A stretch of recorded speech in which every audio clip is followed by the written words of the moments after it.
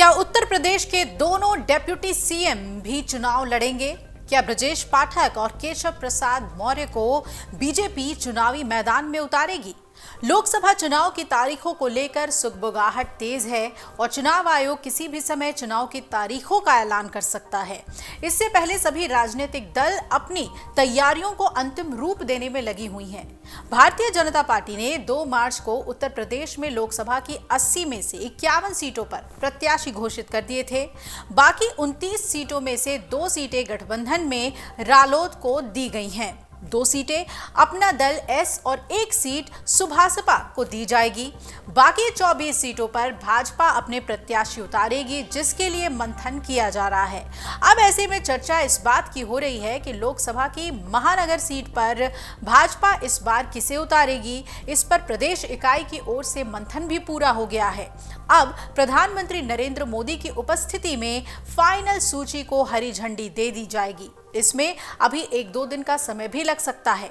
महानगर सीट पर भाजपा किसे प्रत्याशी बनाएगी ये अभी तय नहीं है, लेकिन सांसद सत्यदेव पचौरी अभी भी दिल्ली में ही डटे हुए हैं। बाकी नेता जो इस संबंध में 2 दिन पहले दिल्ली गए थे वो लौट आए हैं। भाजपा प्रत्याशियों की पहली सूची में कानपुर बुंदेलखंड क्षेत्र की 10 में से 9 लोकसभा सीटों पर प्रत्याशी घोषित कर दिए गए हैं। सिर्फ महानगर सीट को वेटिंग में डाला गया है। पहली सूची जारी होने के दूसरे दिन ही सांसद पचौरी के अलावा विधानसभा अध्यक्ष सतीश महाना और विधायक सुरेंद्र मैथानी भी दिल्ली पहुंच गए थे। दोनों वहां एक दिन रहकर वापस आ गए, लेकिन पचौरी अभी भी दिल्ली में ही है। शायद इसलिए कि यदि हाईकमान की ओर से अचानक बुलावा आए तो तत्काल पहुंच सके। चर्चा है कि पचौरी की उम्र पार्टी के निर्धारित मानक से ज्यादा है। कहा यह भी जा रहा है कि पचौरी की ओर से उम्र के मानक पर सांसद हेमा मालिनी और सांसद जगदंबिका पाल का उदाहरण भी हाईकमान को दिया जा चुका है।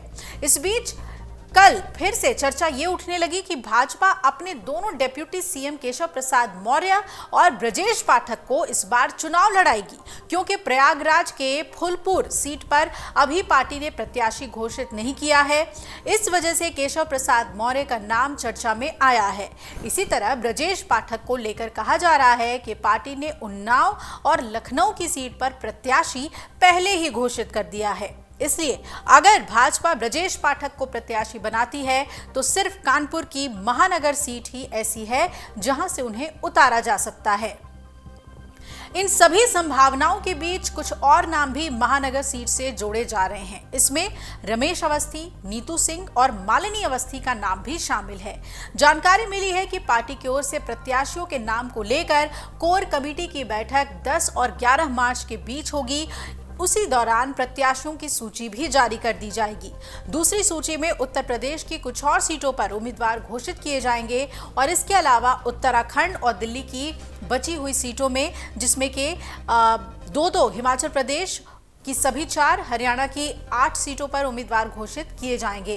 पार्टी सूत्र ये भी बता रहे हैं कि रायबरेली सीट पर बाद में घोषणा की जा सकती है।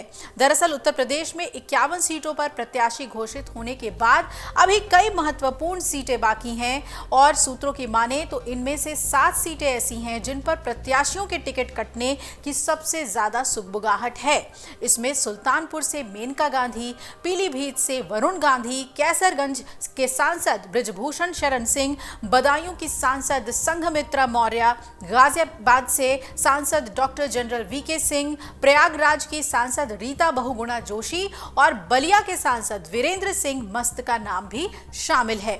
सूत्र बता रहे हैं कि इन 7 सीटों के अलावा बची हुई कुछ अन्य सीटों पर भी टिकटों में बड़े फेरबदल देखने को मिल सकते हैं।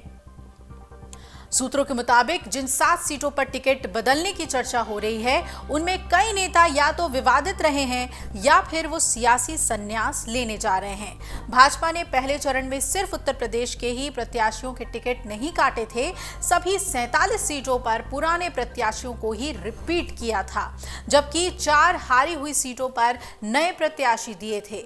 और अन्य राज्यों में भारतीय जनता पार्टी ने कई वर्तमान सांसदों को टिकट नहीं दिया था। अब ये अनुमान लगाया जा रहा है कि उन्हीं राज्यों की तर्ज पर यूपी में बची हुई सीटों में से कईयों पर भाजपा कैंची चलाने वाली है। सूत्रों के मुताबिक चर्चा इस बात की हो रही है कि कुछ राज्य सरकारों के मंत्रियों और विधायकों को भी सियासी मैदान में उतारा जा सकता है। अगर आप ये वीडियो YouTube पर देख रहे हैं तो हमारे चैनल को सब्सक्राइब करें और बेल आइकन को दबाना ना भूलें। अगर आप Facebook पर ये वीडियो देख रहे हैं तो हमारे पेज को लाइक करें।